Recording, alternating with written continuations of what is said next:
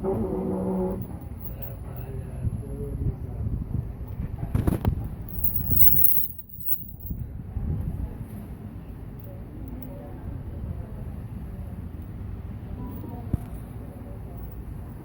1, 2, 3, 4, 5, 6, 7, 8, 9, 10, 11, 12, 13, 14, 15, 16, 17, 18, 19, 20, 21, 22, 23, 24, 25, 26, 27, 28.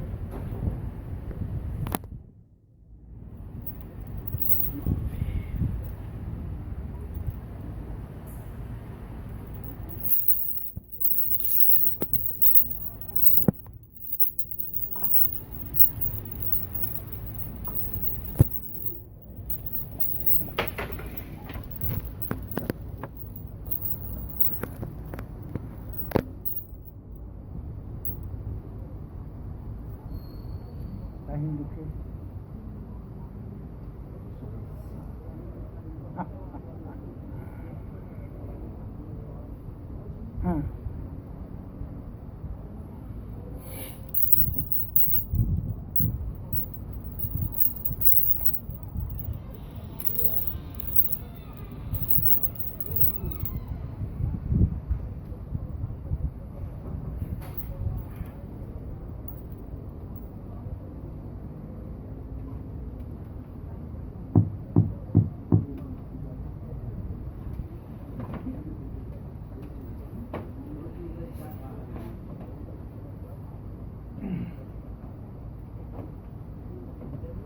Número 29. 29. 29.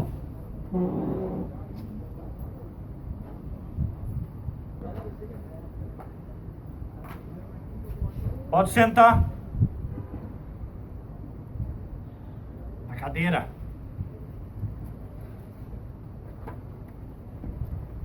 Como é que eu vou me entender com esse sujeito? Sujeito, predicado, objeto, objeto. Você fala português. Melhor. Distrito Federal. Que dia é hoje? 18 de abril de 1945. Vamos ver se acabamos logo com isso. Seu nome? Como? Seu nome? Segismundo. Segismundo? Nunca vou saber porque ganhei esse nome. Segismundo, o senhor não vai se interessar. Já esteve no Brasil antes. Nunca antes. Sei. E o senhor aprendeu como português? Eu estudei sozinho. Estudando o X, às vezes eu quase esquecia da guerra. Quase esquecia da maldade. Claro, um funcionário do consulado de seu país, em Manchester, me emprestou alguns livros. Então o senhor aprendeu com esse funcionário do consulado? Eu já tinha estudado um pouco no seminário por causa do meu professor de latim, o professor Krakowiak. Docta ignorantia. O senhor já ouviu isso, não? Não. O que é isso? É latim. Então o senhor aprendeu português no seminário? Não, latim, com o professor Krakowiak. O professor Krakowiak falava 17 línguas. Ele tinha um exemplar de uma revista com a literatura brasileira. O senhor já ouviu falar no Carlos Drummond de Andrade? É o sujeito forte do ministro da Educação e da Saúde. Eu sei que escreve no jornal. Parece que é escritor. E o senhor? É escritor? Não, eu sou agricultor. Aprendeu sozinho o português. Não é todo dia que chega um estrangeiro aqui falando português. É bom estar no Brasil. Ah, deve ser. O senhor sabe que pela lei ainda estamos em guerra, né? Na Europa a coisa parou. Logo vem o armistício. Mas para nós, aqui na imigração, tudo continua o mesmo. Estamos esperando novas diretrizes para tempos de paz. Se quer ficar no país como estrangeiro, o senhor precisa de um salvo-conduto. Então, nós temos que esclarecer algumas dúvidas a seu respeito. Eu tenho visto. Visto para entrar no país. Expedido pelo consulado brasileiro em Manchester. Essa folhinha, né? Estou certo? Agora, está vendo o seu passaporte? Algum carimbo nesta folha? Então, quem bate esse carimbo sou eu. O senhor ainda não entrou no Brasil. O senhor não entrou em país algum. O senhor entrou na minha sala. Eu digo se o senhor fica ou segue viagem. O seu país precisa de braços para a lavoura. O meu país precisa de muita coisa. Posso ver suas mãos? O senhor quer ver as minhas mãos? Isso mesmo.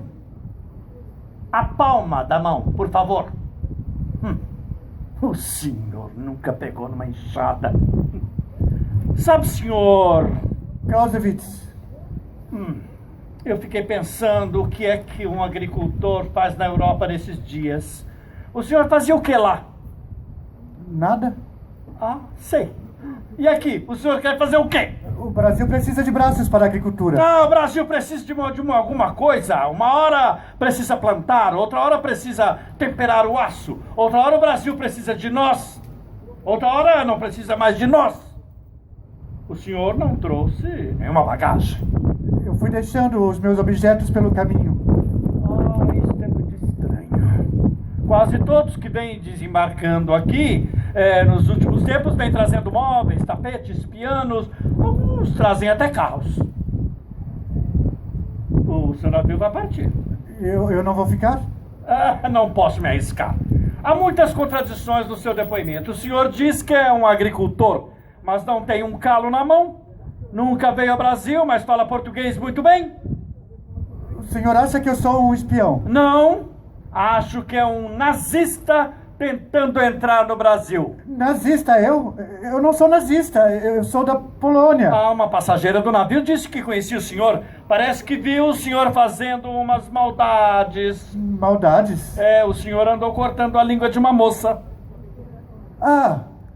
Quem disse isso foi uma passageira, uma senhora ruiva, com uma cicatriz aqui. Conhece? Na viagem eu conheci. Ela me conhecia. Do palco. Do teatro. Está claro? Eu era ator. O senhor não disse que era agricultor? Eu era ator, agora eu sou agricultor. Mas nunca plantou nada. A Europa estava na guerra e o Brasil precisa de braços para a agricultura. O senhor é ator ou é agricultor? Eu não quero mais saber do teatro. O senhor acha que tem lugar para o teatro no mundo depois dessa guerra? Eu nunca fui ao teatro. Ouvi pelo rádio uma vez. Não tinha nada a ver com a minha vida. Se o senhor tivesse alguma coisa para dar aos rapazes aí da alfândega, né? Um presente. Assim era mais fácil. Mas o senhor não tem nada, né? Eu tenho as minhas lembranças. Perda de tempo. É como o teatro que eu ouvi no rádio. O teatro não pode tocar o senhor, mas as lembranças... Eu vivi essas lembranças. Foi um tempo difícil. O navio está pitando, hein? Está bem. Ainda temos uns 10 minutos antes do seu navio zarpar. Vamos fazer um trato. O senhor tem esses 10 minutos para me fazer chorar. Fazer o senhor chorar? Isso. Me conte suas histórias da guerra. Se eu não chorar nos próximos 10 minutos, por causa das suas lembranças, o senhor embarca no navio. Se eu chorar, está vendo este salvo-conduto? É seu. E isso está no regulamento? Agora eu sou o regulamento. O senhor chora e eu fico no Brasil. Fica. Está se preparando para zarpar. Se quiser desistir, pode embarcar agora. Por favor, eu preciso pensar. Pensar no quê? Eu não sei como colocar em palavras. É difícil contar essa coisa em português. Eu falo só português. É difícil. Eu estou esperando. Está bem, está bem. Eu vou tentar. Perto da minha cidade tinha um cheiro de carne humana no fogo. Não, eu não vou conseguir contar esse negócio em português. Quer desistir? O navio está pitando. Os alemães prenderam o professor Krakowiak. E aí? Prenderam ele numa cadeira. Aí começaram a bater no professor com uma... Uma o quê? Eu não sei, eu não tenho as palavras. Eu vou emprestar algumas ao senhor. Antes de me mandarem para este posto, eu fazia uns serviços para a polícia política. O senhor? Quem me arrumou o emprego foi meu padrinho. O Bolsonaro. Um dos chefes lá dentro. Sabia que eu dava conta do recado? Eu não entendi. Alguém tinha de fazer o serviço. Que serviço? Fazer o pessoal falar. Enquanto precisaram de mim, eu fiz muita coisa para eles. Cansei de ver o sujeito chegar de 50 dias sem ver o sol e ainda ter de ficar mais 20 horas de joelhos. Os meus rapazes raspavam os pelos do corpo do sujeito, davam os beliscões. E quando caía de cara no chão, era hora de eu começar. Eu puxava o sujeito pelos cabelos e não deixava ele dormir. Queimava o corpo inteiro do sujeito com a ponta do cigarro, até no saco. Depois jogava óleo de rícina em cima, batia com o cacetete até não enxergar mais o rosto detido. Enfiava pimenta no cu dele com um clister deste tamanho. E o sujeito ainda tinha que limpar a bosta do chão. Ou eu batia mais com o cacetete. Para os mais difíceis eu tinha um expediente. Enfiava no canal do pênis um arame. Depois eu esquentava a ponta que ficava para fora com um maçarico. O sujeito parecia um leitão na hora da matança. Quando acordava, pedia para assinar o depoimento. No Brasil, tudo tem que terminar no depoimento assinado, como este aqui. Eu estou espantado, porque eu nunca imaginei que essas coisas pudessem ser ditas no seu idioma. O que o sujeito fez para o senhor? Aquele sujeito nada. Eu fazia tudo o que me mandavam fazer. Foi assim desde o tempo do orfanato. Eu sempre fiz tudo o que me mandaram fazer. Homens como o senhor me fizeram odiar o idioma alemão. Eu amava Goethe, e agora não posso mais ouvir uma língua do Fausto. Quem? Do que o senhor está falando? De teatro. Eu tinha entendido que o senhor agora era agricultor. Mas eu sou agricultor no Brasil e tenho que falar a língua que se fala aqui. E o senhor está me fazendo odiar o português. No Brasil nós falamos português. Meu professor de latim dizia que o português era uma língua falada por passarinhos. Tão doce, tão alegre. O senhor nunca recebeu uma ordem em português. Eu estava no palco quando os alemães cruzaram a fronteira do meu país. No dia seguinte, o teatro estava fechado. Eu fiquei em casa. Foi a primeira vez em 10 anos que eu passei uma noite fora do palco. Tanta coisa tinha acontecido na Europa e eu no palco esse tempo todo. Os dias foram passando e eu não saí para a rua. Eu via tudo da janela, eu não sabia o que fazer no meio daquela confusão. Eu era um ator. Eu não sabia carregar um fuzil, não sabia curar uma ferida. Eu fiquei em casa. A única coisa que eu podia fazer era estar presente e guardar na memória. Eu estava presente quando mataram o professor Krakowiak. Quando encontraram o corpo do meu pai que tinha se suicidado com arame no pescoço. Quando meus amigos caíram metralhados na fuga pela fronteira. Quando deixei minha mulher no hospital em Paris, esperando para morrer. Eu não vivi, eu colecionei lembranças. Estão atrasados. Eu achava que não podia falar das minhas lembranças para o senhor, mas agora eu acho que não adianta. Está em jogo o seu salvo-conduto, hein? Sua vida nova no Brasil. Desistiu? Eu já desisti de tanta coisa. Eu já desisti do meu país, já desisti da minha família, eu já desisti da minha profissão, eu já desisti do teatro. Desistiu do Brasil, então? Eu não imaginava que no Brasil as pessoas também obedeciam a ordem. Os brasileiros obedecem ordens. O senhor não obedece ordens, não é? O senhor acha que é melhor do que eu. Não. Eu sei que eu sou pior que o senhor. Eu escapei. Eu estou vivo. O senhor pode aceitar que é pior do que eu, mas não pode aceitar que nós somos iguais. Eu cometi um crime monstruoso. Eu estive presente e não fiz nada. Eu sobrevivi. Eu também. Por isso, meu padrinho me afastou para esse posto. Logo vem o armício. Logo vem as novas diretrizes para o tempo de paz. Eu sei que ninguém quer saber de mim. Eu fiz o que eles mandaram. E eles querem esquecer que mandaram fazer o que eu fiz. E o senhor cumpriu ordens. Sem pestanejar. Sem cobrir o rosto. Só uma vez eu cobri o rosto. Com uma máscara. Minha irmã. É a minha família, sabe?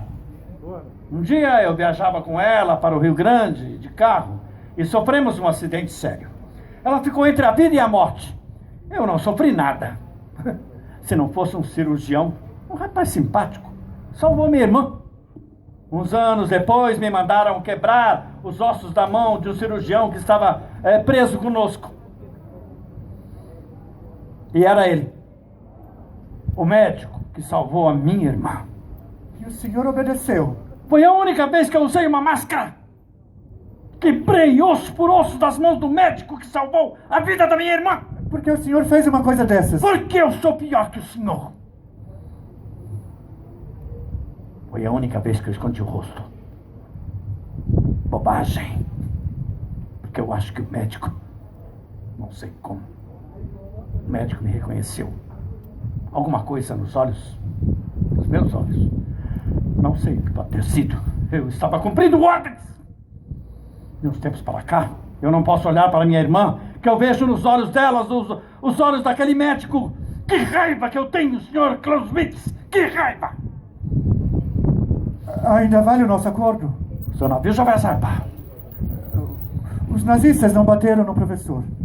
Eles jogaram ele e eu numa cela. O professor Krakowiak, ele sangrou por 15 horas com o tiro que ele levou.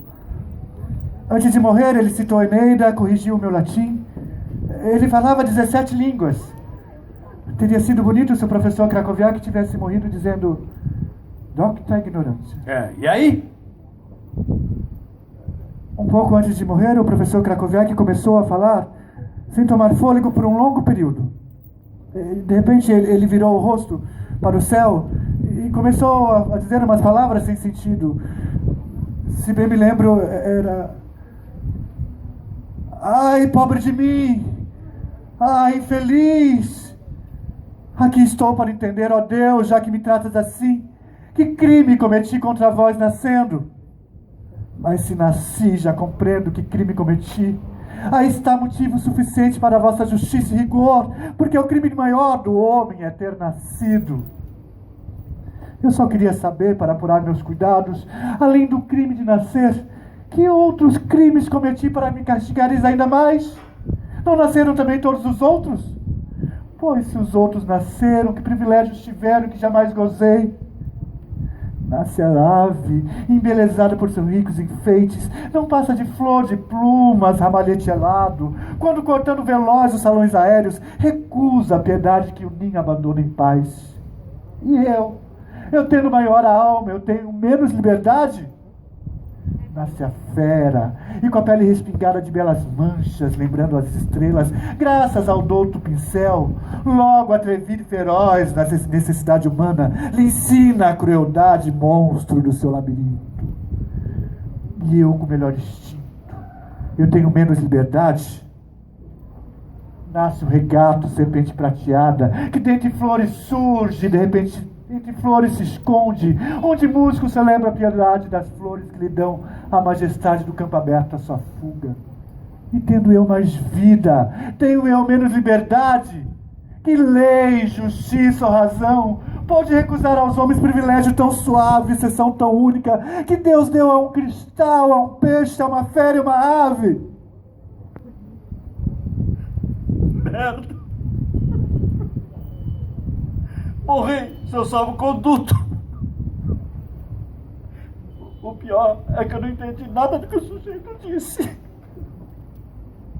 Então, seu salvo-conduto, hoje, no Brasil, ninguém vai assinar depoimento algum. Agora, pode ir. O senhor não vai me levar de volta ao navio? O Brasil precisa de braços para a lavoura. Pode ir, eu já disse. Eu preciso contar uma coisa. Chega das suas lembranças, senhor Clausewitz. É sobre o que eu acabei de contar aqui. Fale logo, senhor Clausewitz. Nem tudo é verdade. Como é? O professor Krakowiak, ele não disse nada disso que eu disse que ele disse. O professor Krakowiak, ele passou as últimas horas da sua vida me explicando como se prepara um mingau que só faz no vale onde ele nasceu. E o que era todo aquele monte de palavras? Teatro. Teatro? Um monólogo de uma peça de um autor espanhol. A Vida é Sonho.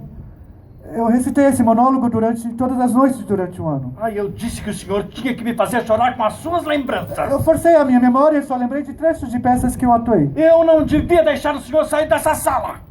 Mas eu ganhei a aposta, o senhor chorou. Mas foi a merda do seu teatro que me fez chorar. É, foi. Foi o teatro. O que o senhor acha que provou pra mim, hein? Para o senhor eu não provei nada, eu provei para mim mesmo. Olha, eu sei que o Brasil precisa de braços para a agricultura, mas eu sou ator. Esta é a minha profissão. Eu ainda não sei para que serve o teatro no mundo depois da guerra. Eu só sei que tenho que continuar a fazer o que eu sei fazer. Ao dia alguém vai saber para que serve, se serve. Para mim me basta fazer. Fazer teatro. É como a receita do mingau do professor Krakowiak. Alguém precisa saber como se faz esse mingau. Saia da minha sala. O senhor, o teatro e o mingau.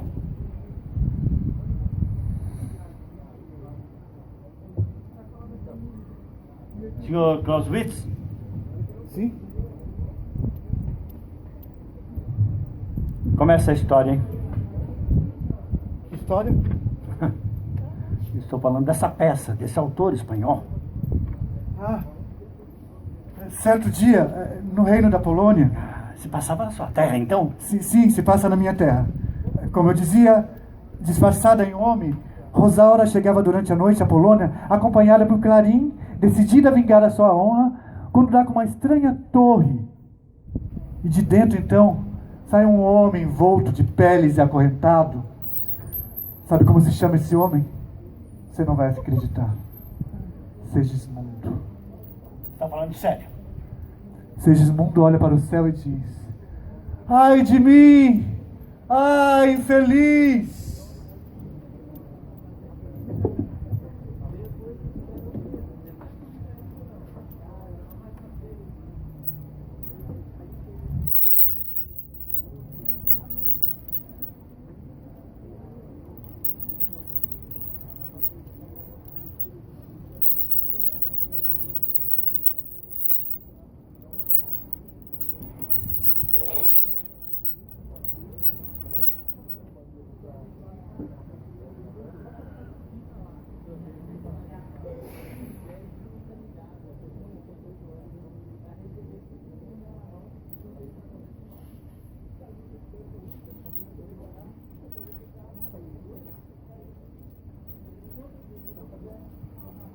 Senhor Brecht, quer por favor dizer o seu nome completo e endereço atual para o registro? Meu nome é Bertold Brecht.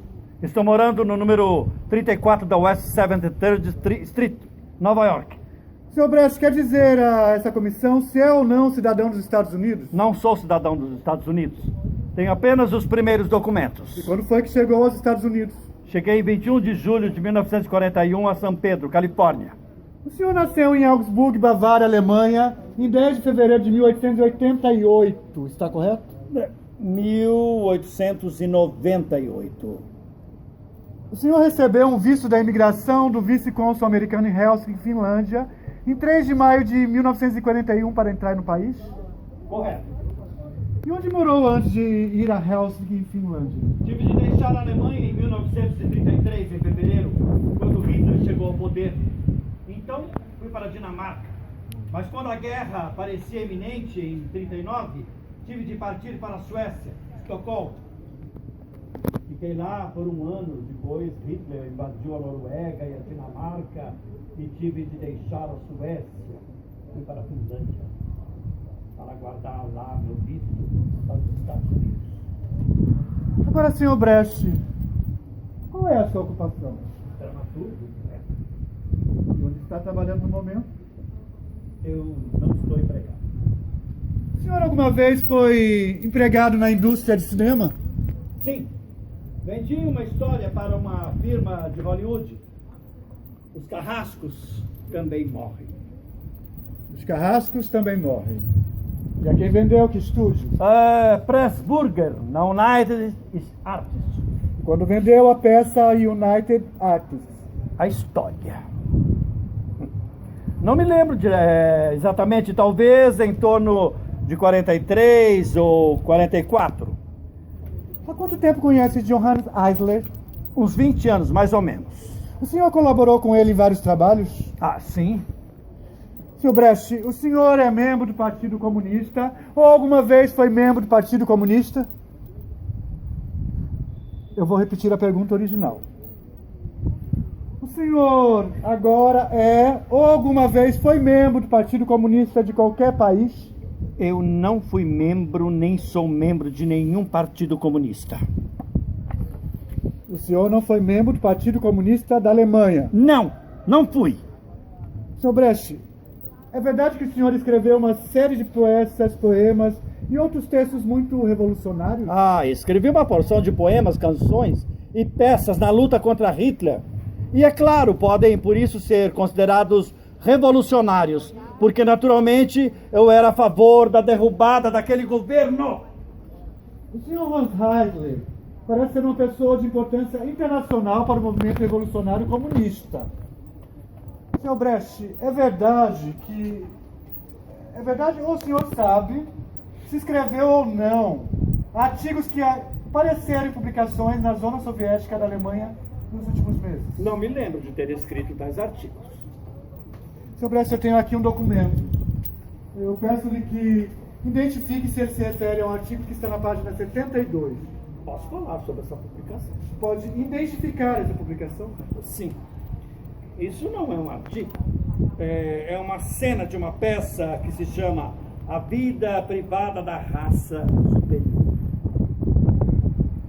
Fala sobre uma mulher judia em Berlim no ano de 36 ou 37. Sr. Brecht, traduza a capa dessa revista, por favor. Leste e Oeste, contribuições e questões culturais e políticas da época. Editada por Alfred Kantorowicz, Berlim, junho de 1947, primeiro ano da publicação. Sr. Brecht, o senhor conhece o cavaleiro que é editor da publicação, cujo nome o senhor acabou de ler? Sim, eu o conheço de Berlim, encontrei novamente em Nova York. E o senhor sabe que ele é membro do Partido Comunista da Alemanha? Na Alemanha, quer dizer, acho que ele era jornalista na Ulstein Express. Isso não é um jornal comunista.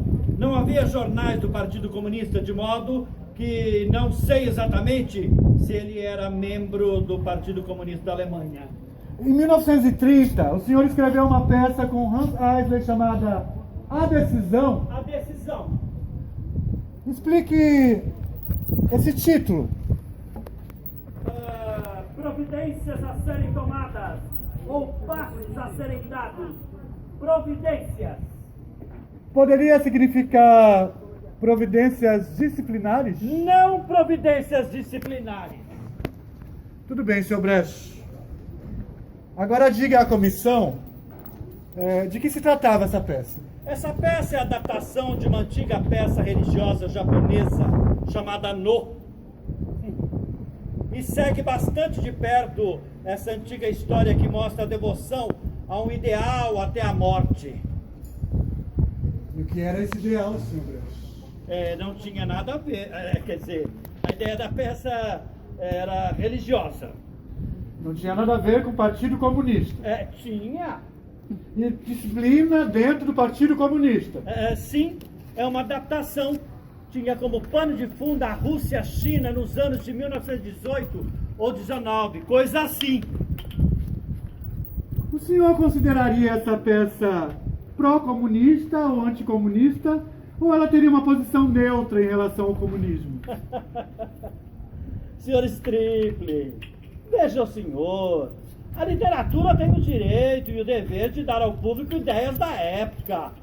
Eu escrevo umas 20 peças, mas nesta peça tentei expressar os sentimentos e ideias dos trabalhadores alemães, que então lutavam contra Hitler.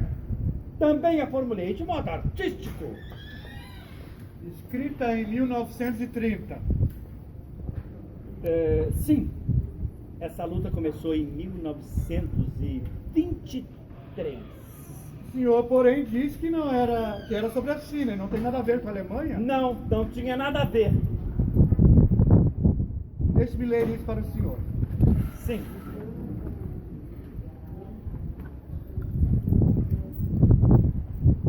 Em toda a peça, faz referência às teorias e ensinamentos de Lenin, o ABC do comunismo e outros clássicos comunistas e as atividades do Partido Comunista Chinês em geral. Seguem-se os excertos da peça. Os 4 agitadores.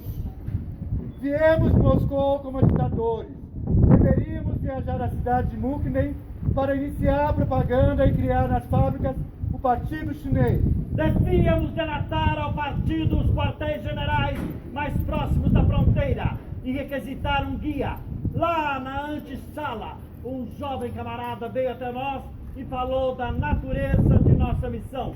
Estamos repetindo esta conversa. O jovem camarada: sou o secretário do último quartel-general do partido perto da fronteira. Meu coração bate pela revolução. O testemunho dos erros me levou até as fronteiras dos combatentes. O homem tem de ajudar o homem. Sou pela liberdade, acredito na humanidade e sou a favor das regras do Partido Comunista que luta pela sociedade sem classes, contra a exploração e ignorância.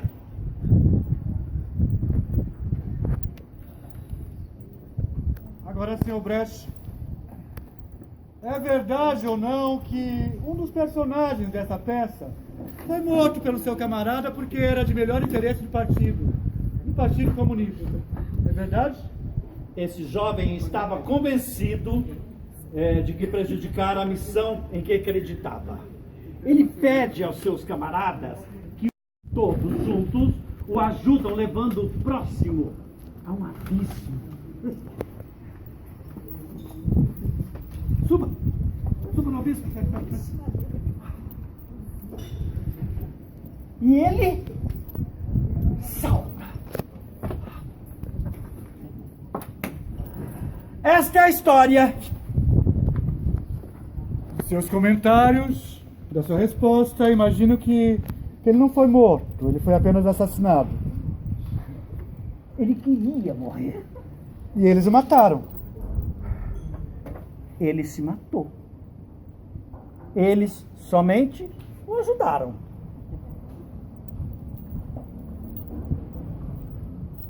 Muitos dos seus escritos foram baseados na filosofia de Marx e Lenin? Não. Creio que não seja correto, mas naturalmente estudei. Tive de estudar. Como dramaturgo que escrevia peças históricas, naturalmente, eu tinha de estudar as ideias de Marx sobre a história. Não acho que hoje em dia se possam escrever peças inteligentes sem esse estudo. Também a história escrita hoje é vitalmente influenciada pelos estudos de Marx sobre a história. O senhor colaborou com Hans Eisler na canção Em Louvor de Lenin? Sim. É outra adaptação que fiz de uma peça de Gorky, Mãe. Nessa canção, uma trabalhadora russa se dirige a todas as pessoas pobres. Foi apresentada nesse país, não foi? Ah, sim, em Nova York, em 35, um sucesso. Eu vou ler as perguntas, as palavras, e perguntar se é esta. Aprenda agora a verdade simples. Você, para quem finalmente chegou a hora, não é tarde demais. Aprenda agora o ABC, mas não basta aprendê-lo. Não tema, não desanime. Novamente você precisa aprender a lição. Precisa estar pronto para assumir. Não, desculpe. Essa é a tradução errada. Não está correta. Não é esse o sentido, hein? Mas eu tenho aqui uma parte da The People, que foi publicada pelo Partido Comunista dos Estados Unidos, publicado pela Worker Library Publishers, e a página 24 diz: você tem de estar pronto para assumir. Aprenda.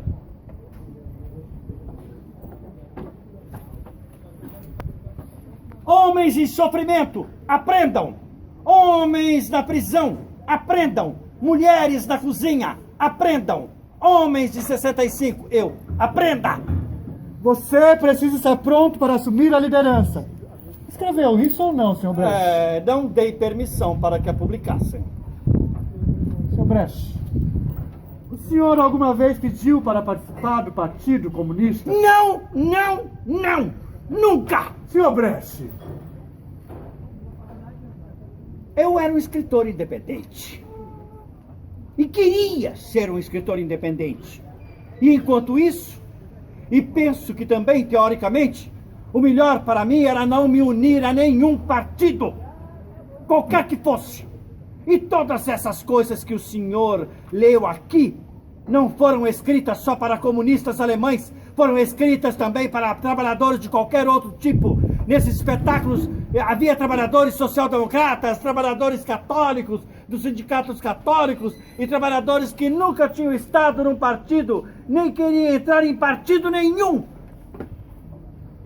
Lembra-se se de alguma vez alguém tenha convidado para entrar no Partido Comunista? Algumas pessoas. Quem foram as pessoas que convidaram para entrar no Partido Comunista?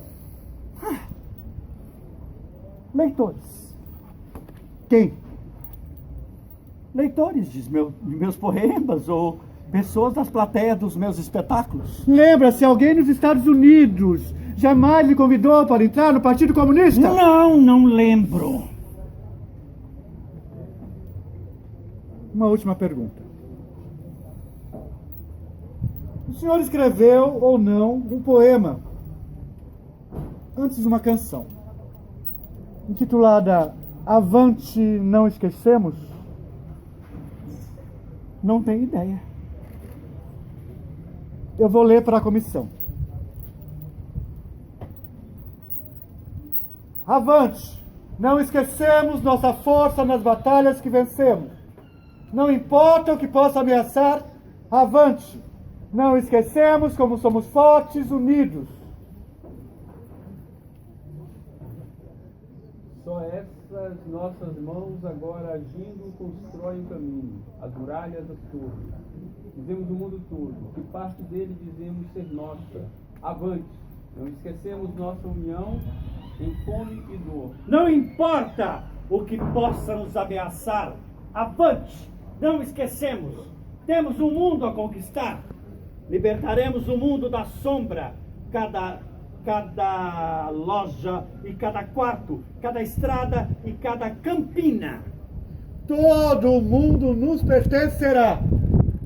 O senhor escreveu isso, senhor Brecht? Escrevi um poema em alemão, mas é muito diferente disso.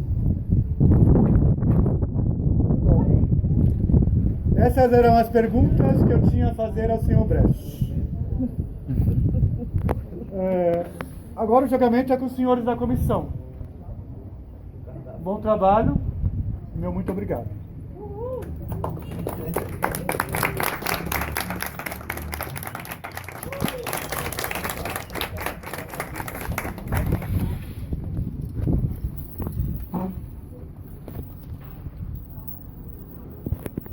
A comissão tem alguma pergunta?